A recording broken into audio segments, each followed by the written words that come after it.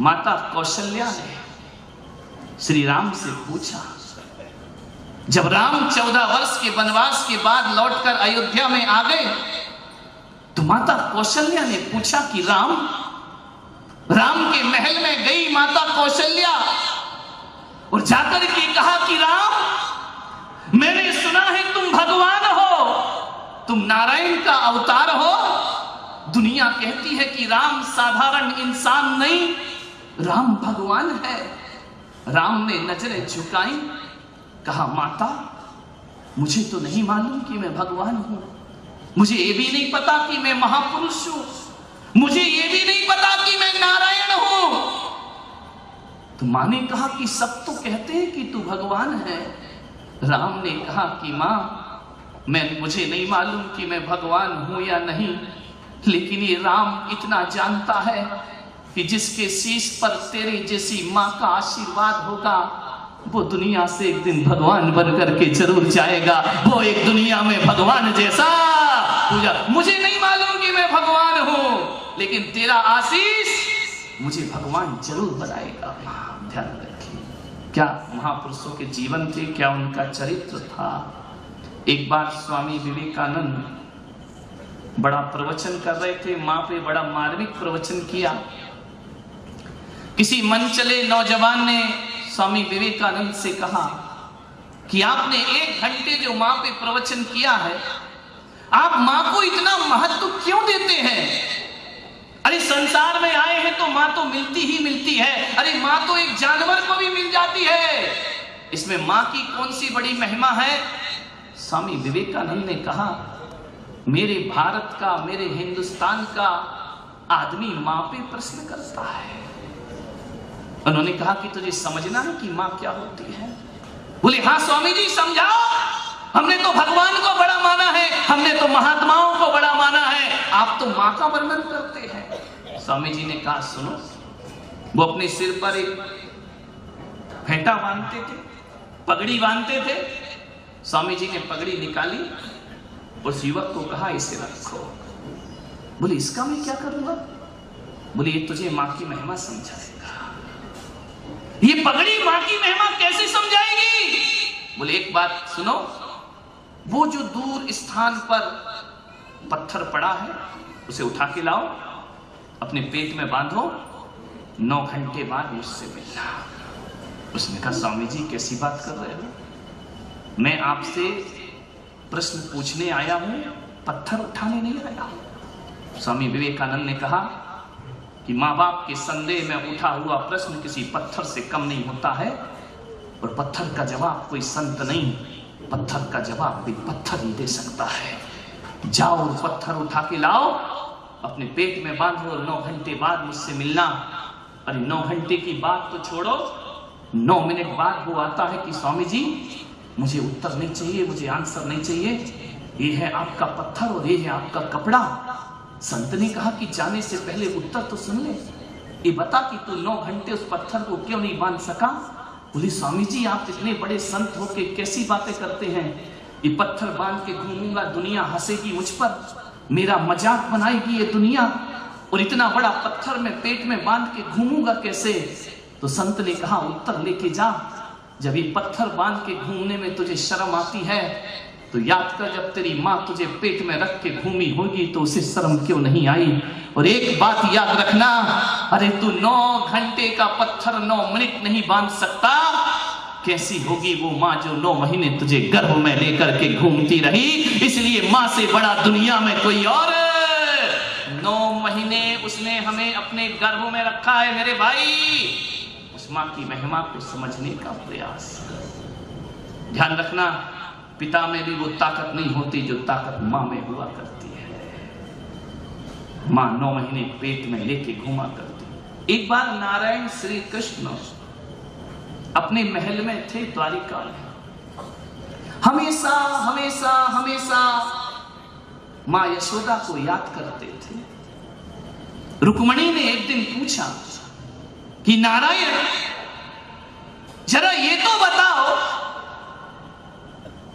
कि आप हमेशा मां यशोदा को याद करते हैं, मैं भी तो आपका कितना ख्याल रखती हूं, मैं भी आपका ध्यान करती हूं, मैं भी आपकी सेवा करती हूं, मैं भी आपकी चिंता करती हूं, फिर बताओ नारायण, आप मां को याद करते हैं, मुझे क्यों नहीं? नारायण कृष्ण ने कहा, बेशक रुक्मणी तुम मुझे मेरा ध्यान रखती हो, मेरी चिंता करती हो, मेरी सेवा करती हो, और बेशक तुम मेरे भोजन के बिना भोजन नहीं करती हो, लेकिन एक बात बताऊं रुक्मणी, मैया यशोदा की बातें क्या कहना। बोले जरा ये तो समझाओ नाथ कि पत्नी के प्यार में और मां के प्यार में क्या अंतर हुआ करता है। नारायण कृष्ण ने कहा कि अभी नहीं रुक्मणी, थोड़ा रुक, वक्त आएगा तब बताऊंगा। बहुत दिन बीते, नारायण कृष्ण शयनागार में है, रुक्मणी दूध का गिलास लेकर आती है, देखती है कि नारायण की नींद लगी हुई है, गिलास रखती है, चली जाती है। सुबह कृष्ण उठे, उन्होंने रुक्मणी से कहा कि रुक्मणी तुमने दूध लाके नहीं दिया रात को मुझे। रुक्मणी ने कहा ऐसा हो सकता है, मेरी सांसें आपके लिए चलती हैं, मेरा जीवन आपके लिए है, ऐसा कैसे हो सकता है कि मैं आपको दूध ना दूं? तो बोले तुमने दिया नहीं? बोले नारायण अभी भी आपके सिराने दूध का गिलास रखा है, फिर तुमने बोला क्यों नहीं? बोले मैंने देखा कि आप गहरी नींद में हैं, तो नींद से जगाना मैंने उचित नहीं समझा, इसलिए गिलास रख के मैं चली गई। नारायण ने रुक्मणी का हाथ पकड़ा और कहा कि रुक्मणी एक दिन तुमने पूछा था कि मां के प्यार और पत्नी के प्यार में क्या अंतर होता है। बेशक पत्नी प्यार करती है, मैं विरोध नहीं कर रहा हूं, लेकिन रुक्मणी एक बात ध्यान रखो, दूध का गिलास तुम भी लाई और दूध का गिलास मैया यशोदा भी लाती थी, लेकिन दोनों में अंतर तो गिलास लाने का कोई अंतर नहीं है। दोनों में यदि कोई अंतर है तो बस इतना अंतर है कि पत्नी गिलास रख के चली जाती है और मां सारी रात गिलास लेकर बैठी रहती है कि जब तक मेरा कन्हैया नहीं उठेगा तब तक मैं जाऊंगी, मैं सोऊंगी नहीं। ये अंतर है मां के प्यार और पत्नी के। पत्नी गिलास रख के चली जाती है और मां इंतजार करती है कि जब तक कान्हा दूध नहीं पी लेगा यशोदा सोने वाली नहीं। ये अंतर होता है। पत्नियां मुझे क्षमा करना, नहीं तो तुम लोग नाराज हो जाओ मुझसे। ध्यान रखिए, मानने वाले विचार करना। एक बात याद रखना, पत्नी चुनाव से मिल जाएगी, दोस्त चुनाव से मिल जाएंगे, गुरु चुनाव से मिल जाएंगे, भगवान चुनने से मिल जाएगा। लेकिन पूना वालों ये बात गांठ बांध लेना, दुनिया में हर चीज चुनने से मिल सकती है, लेकिन माँ बाप चुनने से नहीं मिलते। माँ बाप पुण्य से मिला करते हैं। जन्म जन्म का पुण्य करो तब माँ बाप की प्राप्ति हुआ कर। माँ बाप पुण्य से मिलेंगे, ध्यान रखिए, चुनने से प्राप्त नहीं होंगे। माँ बाप का कोई चुनाव कर सकता है कि अगले जन्म में मैं इसकी कोख से पैदा हूं?